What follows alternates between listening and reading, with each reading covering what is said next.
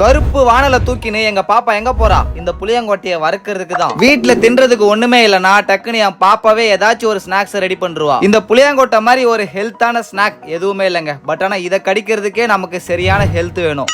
First நல்லா அலசி வச்ச புளியங்கொட்டை எடுத்து வானல்ல போட்டு நல்லா தீய வறுத்துக்கணும். அப்பதான் இது மேல இருக்க தோல் கழண்டி வரும். அந்த தோலை கழட்டுறதுக்கு நமக்கு ஒரு உலக்க வேணும். மாடு தின்ற வைக்கோல் எடுத்து கொஞ்சோண்டு உரல்ல போட்டு அதுக்கு மேலதான் புளியங்கொட்டையை கொட்டி இடிக்கணும். அப்படியே இடிச்சோம்னா புளியங்கொட்டை தூள் தூளாயிடும். இந்த உலக்கைய பிடிச்சி இடிக்கிறதுக்கே ஒரு தனி ஸ்டைல் வேணுங்க. அவ்வளவுதாங்க. அதை அப்படியே ஒரு முரத்துல அள்ளி போட்டு புடைச்சோம்னா நம்மளோட ஹெல்த்தியான புளியங்கொட்டை ஸ்நாக்ஸ் ரெடி.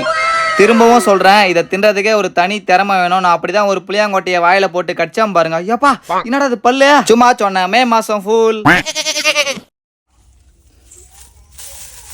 கொட்டி எடுத்து கொட்டுறா. எடுத்து கொட்டு. சூப்பரா கொட்ட அப்படியே. கொட்டு. ஓகே. குத்துக்கல் குடுறா. குத்துக்கல்லா? குத்துடா. பொறுமையாடா நேக்கா. வைக்க பத்தல.